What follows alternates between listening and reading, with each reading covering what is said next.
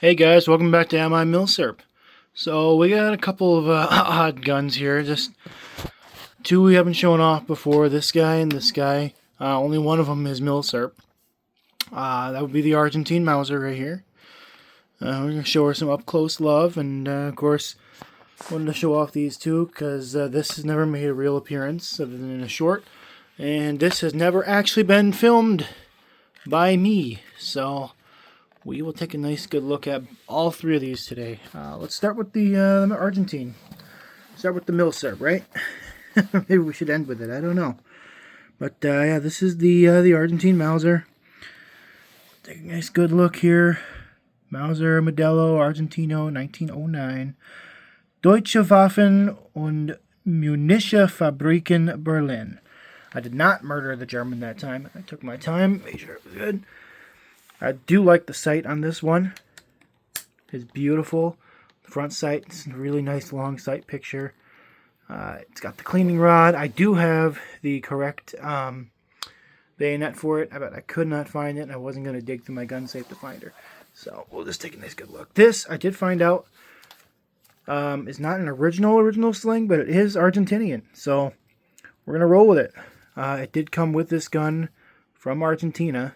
Not sure if it was an American one that they had or whatever, but he got it with this gun when he bought it from the Argentinian. Now it is a a normal Mauser action and all that. Try and work her with one hand. Come on, baby. There we go. Nice and tight. And of course, it's got the hold open on there. Try and, there we go, mitigate that. There we go. And then just should just slide right down. Oh, or not. There, slide right down. Mauser action. Now, keep that finger off the trigger, all that stuff, because we know it's clear, but so check. Yep, we're good. And pop. Nice heavy smack.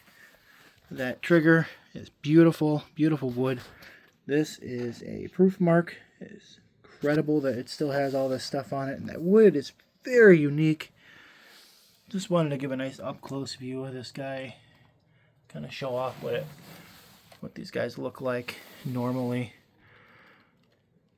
But I did have to hammer that adapter on. It was not on all the way when I got it, which is interesting. And then I got a pin for it, pinned it in, and we're rocking and rolling.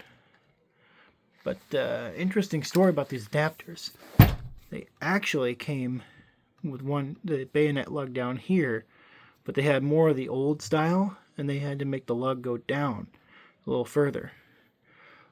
The lug is back here, is a little further forward, and then the ring is up here. So that's kind of where your handle sits, what you would use to get her on there. And then it pops right off like any other. But I don't have it out. I'm sorry I didn't grab it. You guys can see Shiloh walking around. Oh, why don't you give me that grumble? Why don't you give me that grumble, cat? Oh, let's move on to this guy. It's closest to the Milsurp, and then we'll go down to that one. It is actually in a Milsurp pattern, but we'll talk about that in a minute. This guy right here is the Henry Golden Boy. I believe this was the first rifle I had ever bought for myself. So it has a little bit of a sentimental value. She is in .22 long rifle. Gonna show that off. Henry repeating arms. Bayonne, New Jersey, made in the USA. See that buckhorn sight? Really cool sight picture on that guy. Oh, the new phone doesn't like it. Could use it with my old phone, but new phone doesn't like that stuff. Got a new phone for work. It's got a lot better of a video picture and everything, but boy, she is one pretty gun. And then it does load down here. There's no side load on the Golden Boy, so you gotta load in the tube magazine. She is the lever actions. Move that lever back. See, it moves the bolt back, which cocks the hammer all at once. And then you can pull her back, but we're not gonna do that yet. Make sure she's clear. Clear, hip, clear. And we'll listen for that click. Oh, yeah, beautiful. I do like hammer fire guns. I think that's kind of my thing. the hammer fired. So take a good look at that guy. Beautiful 22. Cute little thing. It's a lot heavier than it looks too. It's heavy wood and heavy brass. It's actually gunmetal. It's not brass. Not really brass. Brass would be too weak. So this is kind of gunmetal brass is what they call it. I think that's what the term is. But this guy served me pretty well. It's a nice little plinker. Does good. I have not killed anything with it, nor have I killed anything with the Argentinian, but I have gotten a coyote with that guy. So we'll talk about that in a second. This guy is absolutely phenomenal to shoot. You can cock the hammer manually, which doesn't really matter because you're going to load one in and then fire anyway. But beautiful gun. Shadow's walking around again. Hey, I'll give you that attitude. Hey, you came in here. You're stuck. Alrighty, let's take a look at this. This isn't... Oh. AR-15 in the M16A2 pattern. Now, we'll take a look here at what makes this M16. It's a heavy freaking gun. Let's layer down just like this, and we'll kind of show it off. So right here, got our selector switch. We got the safe, the semi, and then we'll go into semi real quick, and the burst function. But this does not actually go into that burst function. Just semi, safe, and semi. This was made by Palmetto State Army, PSA, so West Columbia, South Carolina. It does say properties U.S. government, M16A2, caliber 5.56, NATO, and then, of course, there's the serial number on there. I did go with a flat top one, which I did find out is not the A2 style. It's actually the A3 style. So this is not M16A2. It's actually an M16A3 with A2 markings. So that's what's missing is the real carry handle. But I love the carry handle. I love the sight picture of that carry handle on the front sight here, the gas block, and a bayonet lug. What do you know? I did put these guys on here. I'm going to get a longer one soon, a bigger one. I'll try to turn this into my, what do you call it? Sort of a target gun, a longer range gun, but God, I love irons, so I just stick with the iron sight. I had a scope on there, but it just wasn't working for me, so I stuck that guy on there, and we'll take a nice good look at this guy. So it's the full length. I absolutely adore the full length. Can't get any better. We'll kind of go through what's in that bag as well. Yeah, it's got the proper A2 flash hider and A2 handguard. It is a full 20-inch barrel. Take a look here. It's in beautiful shape. I love this freaking gun. It is incredible. And I let this open because a lot of times when I'm using this for varmint hunting, I got gloves on and it's just easier to be able to slip my hand in there as opposed to fighting with it. And gosh, man, it's just one awesome gun to shoulder. Oh, heavy one arm. I'm gonna set her down. Woo! Alrighty, you can see even on this side it's got the burst function in the back. But of course she does not go into burst. So that would be a completely different gun that I cannot afford.